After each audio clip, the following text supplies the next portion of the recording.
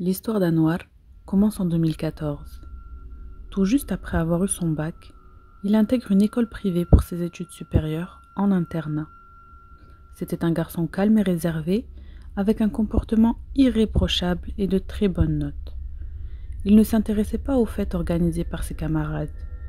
Contrairement à eux, même s'il avait la liberté de faire ce qu'il voulait car il était loin de ses parents, il restait très sage et concentré sur ses études.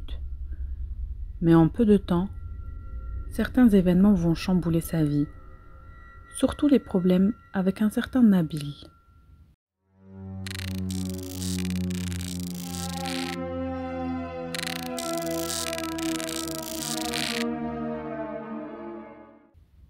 Je ne sais pas pourquoi, mais Nabil est obsédé par moi.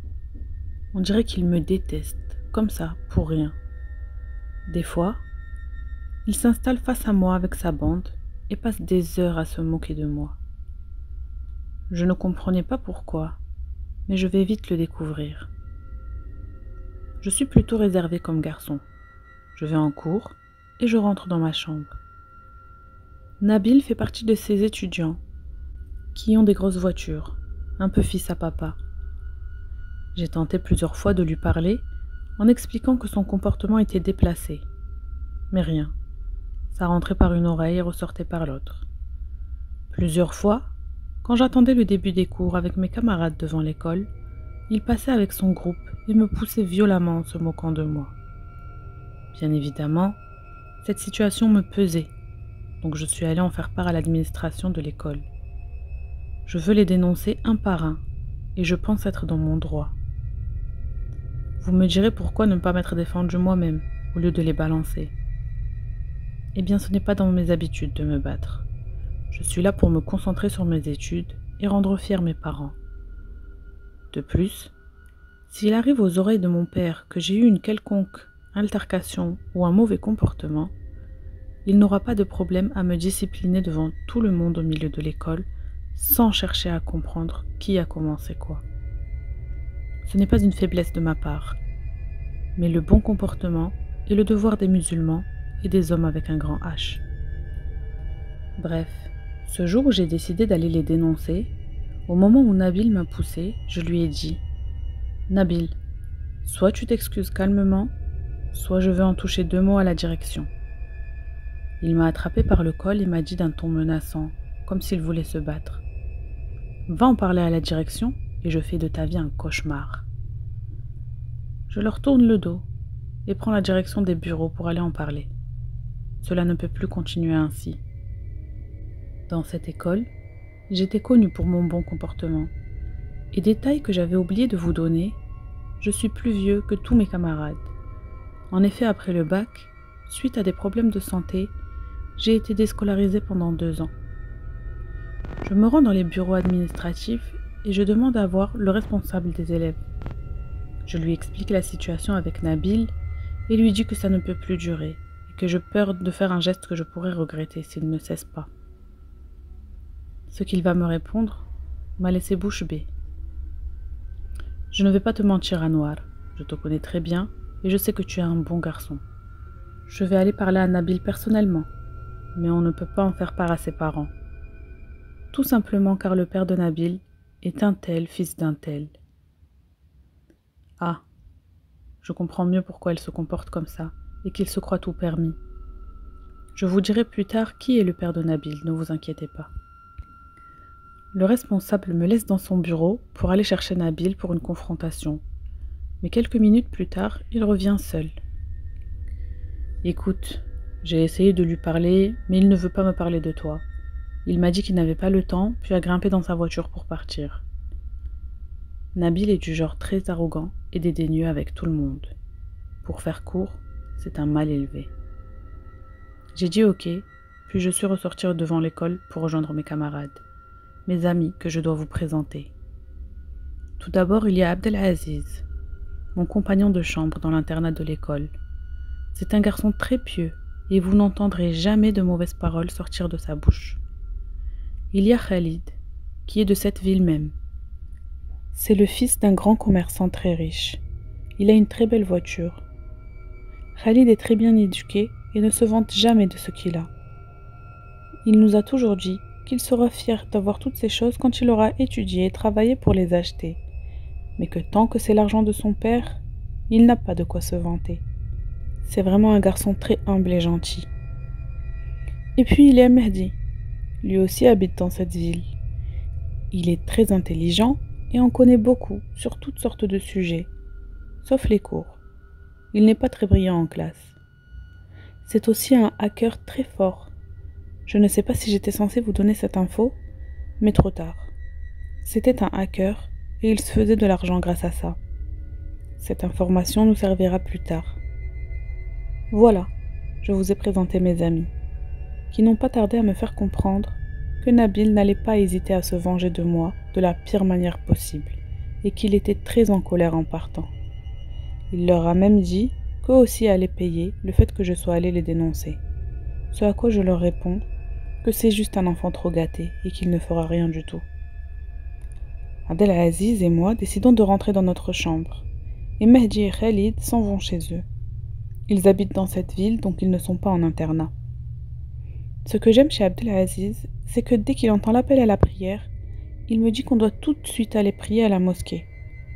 C'est la meilleure amitié qui puisse être. Un ami qui te tire vers la meilleure pratique de la religion. Après avoir prié et révisé un peu, Abdelaziz me dit « Je m'inquiète beaucoup pour toi, Anouar. Je le sens pas, ce Nabil. J'ai l'impression qu'il va faire une grosse bêtise après que tu l'aies dénoncé. » Là, je me remémorais tous les regards pleins de haine que Nabil jetait chaque jour sur moi. Des regards glaçants, sans aucune raison. J'ai même commencé à avoir peur de ce qu'il pouvait faire. Ne t'inquiète pas, laissons ça entre les mains de Dieu. Mais il faut que je le remette à sa place pour qu'il me laisse enfin tranquille, et je n'hésiterai pas. Je vais l'éduquer, puisque ses parents ne l'ont pas fait. Non, Anouar, promets-moi de ne rien faire. Ne sois pas un sauvage comme lui, essaie plutôt de calmer le jeu et il passera à autre chose. Je te promets rien, je vais essayer. Mais s'il ne me laisse pas tranquille, il ne pourra s'en prendre qu'à lui-même. Le lendemain, nous allons en cours, et Abdelaziz et moi sommes dans la même classe, et Mehdi et Khalid dans une autre. On se croise des fois dans certains cours, mais la plupart du temps on est séparés. Ce jour-là, on commence à 8 heures. Et Nabil est dans le même cours que moi. Pendant toute l'heure, il me regarde, et bien sûr, c'est un regard plein de haine et de colère.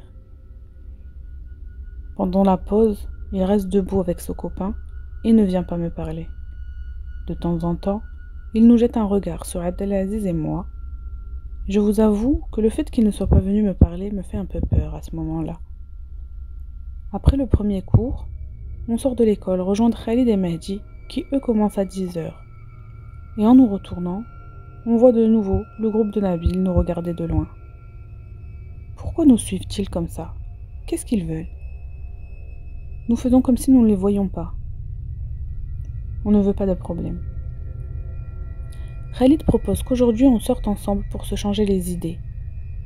Abdelaziz lui répond « Ah bah si c'est toi qui régales, je suis partant. » Abdelaziz n'utilise environ que 5% de l'argent que ses parents lui envoient. Il doit quand même avoir des sous de côté, mais il est très économe. On décide de sortir après la prière de l'après-midi. Khalid nous emmènera en voiture en ville pour se balader, se poser dans un café pour passer un bon moment. Après les cours et la prière, on monte tous dans sa voiture. Le parking a une seule sortie, et la route pour l'atteindre passe derrière toutes les voitures garées. Nous roulons donc vers la sortie, très heureux d'enfin aller se changer les idées, quand une voiture garée nous percute très fort de mon côté. J'ai très mal à l'épaule et je ne peux pas sortir de la voiture car ma portière est enfoncée. En levant les yeux pour voir qui nous a percutés, c'est Nabil. Mon Dieu, cette fois c'est bon, ça va sûrement très mal finir. Et il va sûrement nous remettre la faute dessus. Quelqu'un qui est capable de détruire sa voiture et celle d'autrui n'a vraiment rien à perdre. Maintenant, je suis sûre que Nabil est un fou furieux. Je reste coincée dans la voiture, étourdie par la douleur. J'entends juste des cris et des gens se regrouper autour. Nabil et ses amis s'acharnent sur Khalid. et Mehdi et Abdelaziz essayent tant bien que mal de les séparer. Très vite, tous les élèves qui étaient devant l'école se sont regroupés pour voir ce qui se passait. Le gardien et le personnel de l'école sont vite arrivés ainsi que la police, qui n'a pas tardé à se rendre sur les lieux. Et bien évidemment, la version que Nabil leur donne est qu'il manœuvrait pour sortir de la place et qu'on lui est rentré dedans. Ses amis n'ont pas hésité une seconde à donner leur faux témoignage. Oui, c'est vrai, Khalid et Anwar nous sont rentrés dedans délibérément. Ils ne voulaient pas nous laisser sortir du parking et ils sont toujours comme ça avec nous, toujours à nous embêter. Mais les policiers ne sont pas dupes et leur ont demandé. S'ils vous empêchaient de sortir de la place de parking, pourquoi les avoir percutés? Le choc montre bien que c'est votre voiture qui a foncé à grande vitesse dans la leur, comme si vous vouliez toucher le passager avant. Nabil est donc en premier lieu inculpé pour blessure volontaire, et le policier demande à la direction le numéro de ses parents. Puis il se tourne vers mes amis pour leur dire « Si vous avez quelconque dommage, je vais m'assurer qu'il va les payer. Allez voir votre ami dans la voiture et reposez-vous. Ne vous inquiétez pas, je m'occupe de tout. Quant à toi, Nabil, tu vas payer pour ce que tu as fait. Sois-en sûr. » Vous n'imaginez pas la joie qu'on a ressentie à ce moment-là. Enfin un peu de justice. Mais cette joie sera malheureusement de courte durée. Grâce à Dieu, mon épaule était juste un peu douloureuse, mais rien de grave. On attendait, mes amis et moi, un retour de la direction suite à cette affaire. Et à notre grande surprise, Nabil n'a été ni inculpé, ni embarqué. Il n'a eu aucune représaille. Pourquoi? Eh bien parce qu'ils ont parlé à son père, qui est un haut placé de l'État, et qui leur a dit « Mon fils est très bien éduqué. Il est incapable de faire ce dont vous l'accusez.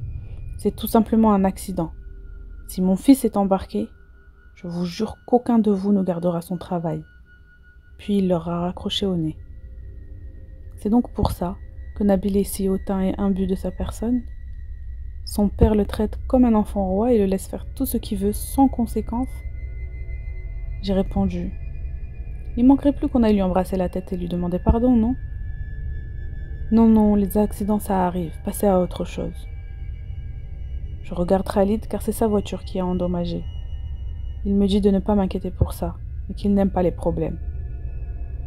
Bon, ok, s'ils sont tous d'accord pour laisser tomber, ben on laisse tomber. Mais ne croyez surtout pas que cette histoire s'arrête là. Un soir, après avoir prié l'Isha, Abdelaziz et moi jouions à la play en rigolant, quand on a entendu taper à la porte. Qui peut bien toquer à cette heure-ci dans un dortoir d'internat? Il alla ouvrir et tomba nez à nez avec Nabil et sa bande. L'internat était inaccessible pour les non-résidents. Comment ont-ils pu entrer? Même quand on veut recevoir quelqu'un, la personne est obligée d'attendre en bas, car il est interdit de monter quelqu'un d'étranger au dortoir. Abdelaziz leur demande ce qu'ils veulent et comment ils sont entrés, mais Nabil le pousse et approche en ma direction. Je me lève, étonné de le voir, et sans vous mentir, j'étais assez effrayée. Aujourd'hui, tu vas apprendre à respecter tes maîtres. En entendant cette phrase, je ne répondais plus de rien, et sans m'en rendre compte, je lui ai mis un gros coup de poing dans l'œil. Geste que j'ai regretté à la seconde, car je voyais déjà ses copains entrer dans la chambre pour me terminer. Je voyais ma vie défiler. Un contre un, je peux le battre, mais à plusieurs sur moi, je n'ai aucune chance, même de survivre. En levant les yeux pour voir s'ils arrivaient défendre Nabil, je vois une scène insolite et hilarante. Abdelaziz, la dernière personne que j'aurais pensé être violent, les poursuit avec un manche à balai, et ils fuient tous devant lui. Vraiment, Abdelaziz était d'habitude si gentil, avec un visage si innocent, qui dénotait avec son corps très costaud. C'est ma chance, je dis à Nabil. Aujourd'hui, tu vas prendre pour tout ce que tu m'as fait. Je l'ai attrapé au sol et ai enchaîné les coups. Arrête, arrête Anwar, je te jure, tout ça c'était pour rire, arrête, on est des camarades, on en a encore pour 5 ans. Mais je ne pouvais pas me retenir, j'étais en ébullition. Et lui pleurait sous mes coups. Le gardien du dortoir en voyant la scène, a directement contacté la direction qui se sont déplacés très vite. Ce qui s'est passé est très grave, car si les parents apprennent que des élèves étrangers à l'internat sont entrés pour se battre avec nous, plus aucun d'eux n'aura confiance pour y laisser son enfant. Ils ont réussi à entrer en soudoyant un des gardiens, qui va sans doute perdre son poste. Heureusement pour moi, il y a des caméras de surveillance dans le dortoir, car vu l'état dans lequel j'ai mis Nabil, j'aurais pu avoir de gros problèmes. Mais on voit bien que c'est lui qui voulait s'en prendre à moi et que je me suis juste défendue. Abdelaziz, debout avec son manche à balai, me regarde avec un sourire narquois. Te défendre, hein? Oui, oui, bien sûr. Tous ces coups-là juste pour te défendre. Bon, c'est vrai, je l'avais bien amoché. Mais nous n'allions pas rire très longtemps. La directeure contacte le père de Nabil, ainsi que le mien. C'est la fin pour moi. Mon père va me tuer. Son père, à lui, arrive en premier, et devant les vidéos de surveillance, il est confronté à la situation et ne sait plus où se mettre. C'est toi qui as fait ça au visage de Nabil? Oui, mais c'était pas mon intention, je voulais juste me défendre. Ne t'inquiète pas, c'est bien, ça lui servira de leçon, parce qu'il n'en fait vraiment qu'à sa tête. Tu as ma parole qui ne t'embêtera plus, et si j'entends qu'il a encore un problème avec quelqu'un, je lui couperai les vivres. J'étais tellement soulagé et heureux d'entendre ces mots. Mais cette joie sera de courte durée, car je sais que mon père ne voudra rien savoir. Je serai puni quoi qu'il arrive, car il ne veut jamais rien savoir quand je suis dans les problèmes. Je sais que je vais vivre une punition que Nabil n'a jamais vue, même dans ses pires cauchemars, alors que je n'ai rien fait pour la mériter. Si j'avais le même comportement que Nabil, alors là, il m'aurait enterré vivant. Mon père arrive et me trouve caché derrière Abdelaziz. Il le connaît très bien et le respecte beaucoup. Mon père n'est pas du genre à chercher à savoir qui a commencé ou ce qui s'est passé. Mais le seul fait qu'il ait été réveillé en pleine nuit et qu'il ait dû se déplacer de loin pour venir à l'école était déjà une bonne raison pour me punir. Anwar, je vais te dire une seule chose. Puisque tu es assez grand pour lever la main sur les gens, tu ne resteras plus dans cet internat. Tu vas aller louer un appartement tout seul. Comme ça, la prochaine fois que tu feras une bêtise, on m'embêtera pas. Mais tonton, Anwar n'a rien fait, il s'est juste défendu. Oui, c'est pas grave, mais il va aller vivre seul. Ça lui apprendra à me faire déplacer en pleine nuit. Il doit prendre ses responsabilités. Et au moins, il n'aura plus à se défendre de ses camarades ici. C'est bon, tu es un adulte maintenant. Il n'y a pas à faire intervenir ton père à chaque fois que tu as un problème.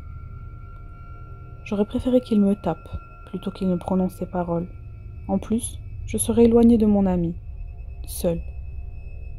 Il m'a donné 1 semaine pour trouver une chambre proche de l'école et au même prix que la chambre que je partage à l'internat, chose qui me paraît impossible. Mais je connais mon père. S'il dit quelque chose, il ne revient jamais dessus. J'ai appelé Khalid et Mehdi pour m'aider à trouver, car c'est leur ville ici.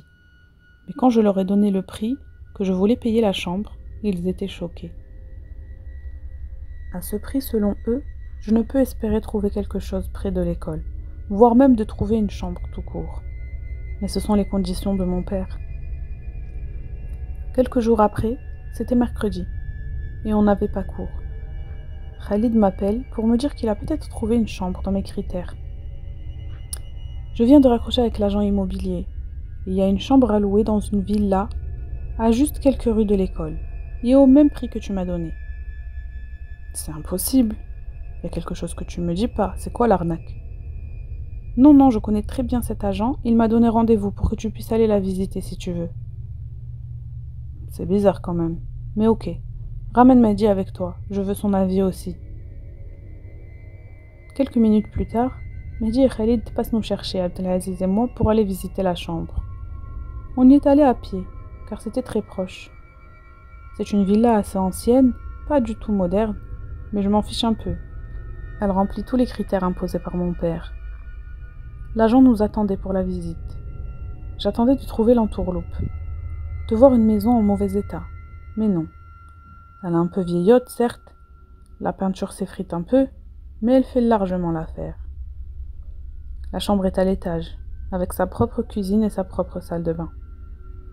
Le propriétaire est un vieil homme, dont les deux seules conditions sont de ne pas faire de bruit et de ne pas se balader dans la maison la nuit.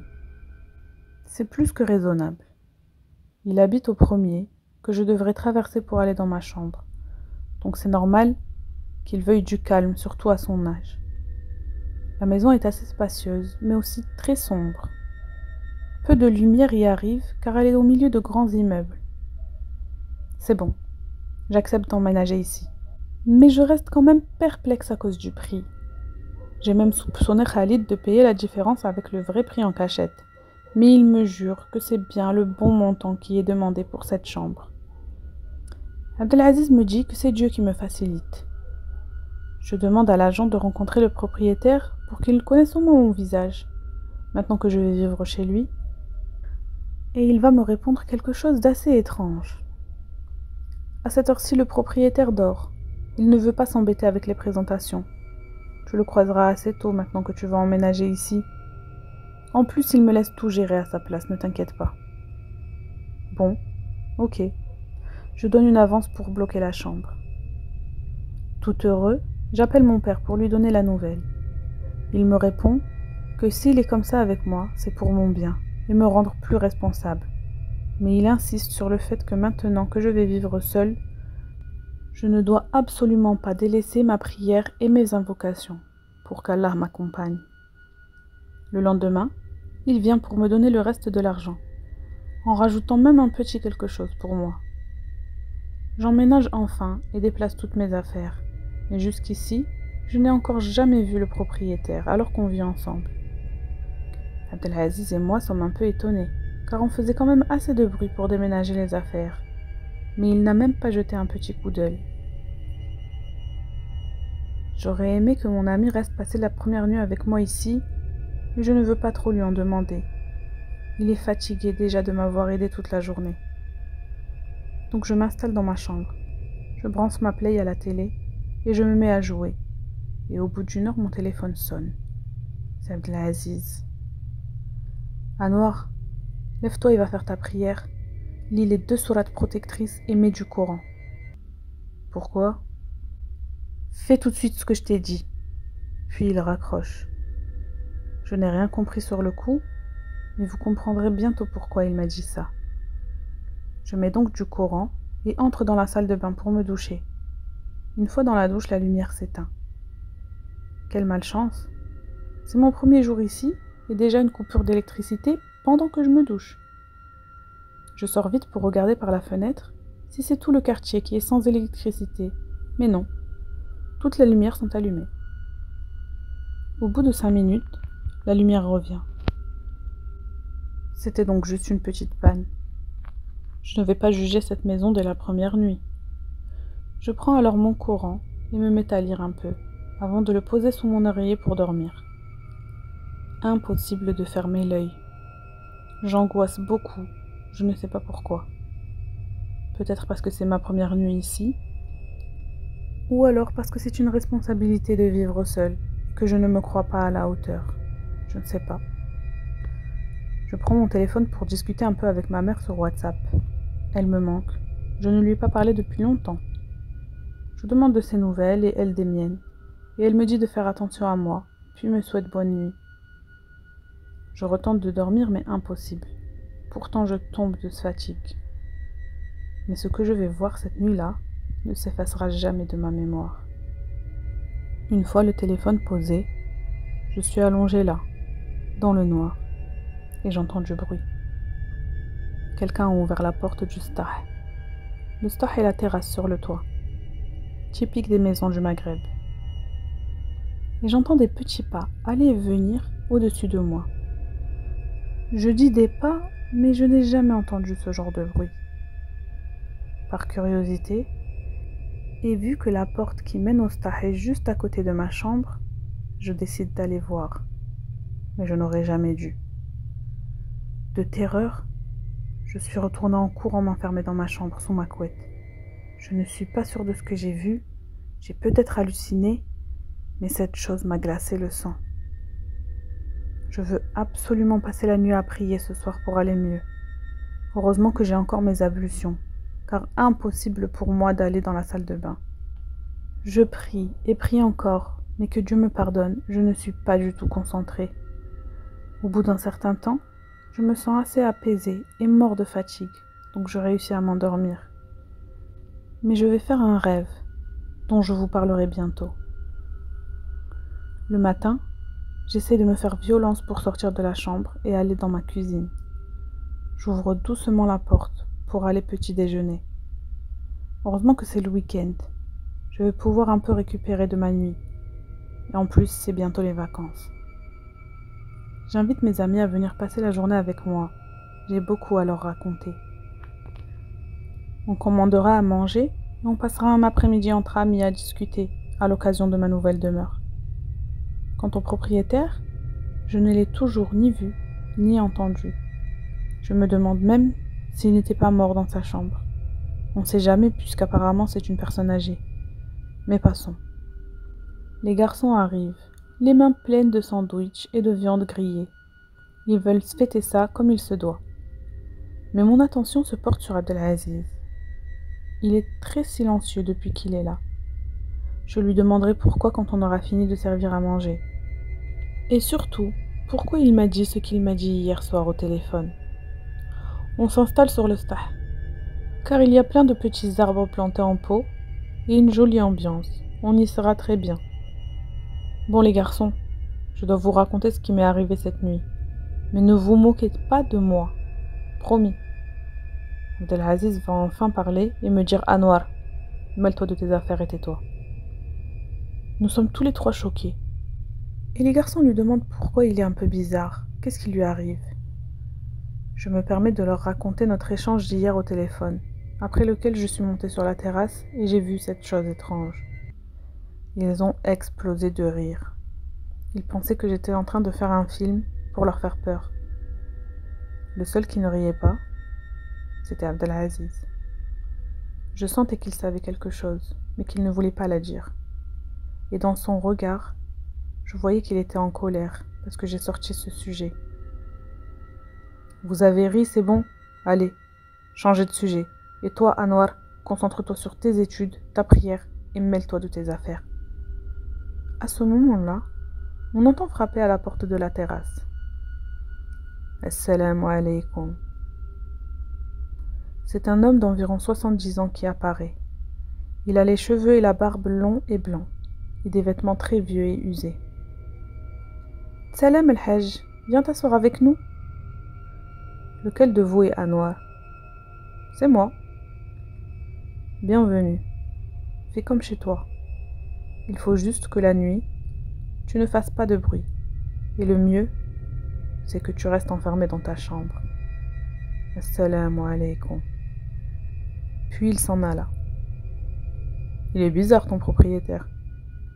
Vous voyez l'ambiance. Du coup, ce soir, vous dormez tous avec moi.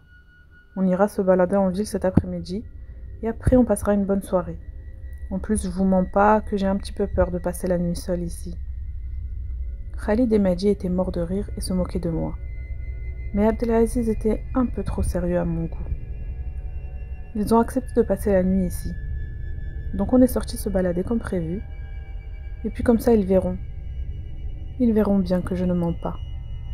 De temps en temps, je demande à Abdelaziz de me dire ce qu'il sait. Il me répond juste « Y a rien du tout. Change de sujet. Hier soir, t'as juste halluciné. » Bref, en rentrant aux alentours de 21h, on monte les escaliers dans le noir. Et surprise, en passant par le premier étage, le vieil homme est là, assis, dans le noir par terre. On lui dit salam, mais il ne répond pas. Donc on monte en courant à mon étage. Perso, je pourrais pas vivre dans une maison avec cet homme. Il est trop bizarre. Arrête, c'est un vieux. Peut-être qu'il n'est pas content qu'on rentre tard et qu'on fasse du bruit. Oui, bah c'est pour ça que je te dis ça. Tu trouves pas ça bizarre? Un vieil homme qui vit seul dans une aussi grande maison? Qui s'occupe de lui? Qui lui fait à manger, lui lave son linge et prend soin de lui s'il est malade? Mais de quels vêtements tu parles? Il porte la même chose que tout à l'heure. Ces vieux vêtements tout usés. Peut-être que quelqu'un passe tous les 2-3 jours voir s'il a besoin de quelque chose. Et toi, Abdelaziz, t'en penses quoi? J'en pense rien du tout. Changer de sujet. Bref, on se met à jouer à la play quand je décide de sortir de ma chambre pour aller aux toilettes. J'entends le son d'une radio qui vient du premier étage. En fait, le premier étage comporte 3 portes tout autour et une grande salle au milieu traversée par les escaliers. Puis il y a des toilettes sous l'escalier. C'est la seule porte ouverte de cet étage. Peut-être que ce sont les toilettes pour les invités. Je retourne chez les garçons pour leur dire que j'entends le son d'une radio provenant de la salle d'en bas. Le vieux doit y être toujours assis. Khalid dit à Mehdi d'aller jeter un coup d'œil. Et Mehdi, qui est l'aventurier du groupe, accepte sans hésiter. On parle tous en chuchotant. Et ils sont tout excités d'aller voir ce qui se passe en bas. Seul Abdelaziz est contre cette idée. Il nous dit de revenir jouer et de nous mêler de nos affaires. Mais Mehdi ne démord pas. Il veut savoir d'où vient ce son. Je suis sûre qu'il y a quelque chose de louche dans cette maison et on doit le découvrir pour notre ami Anwar. Il me prend comme excuse, mais Mehdi aime trop aller à l'aventure. Il est même persuadé de la présence de djinns dans le dark web. Bref, il se lève pour aller voir doucement. Il se penche du haut des escaliers, car là, on peut voir toute la salle. Mais en très peu de temps, il va revenir en courant dans la chambre.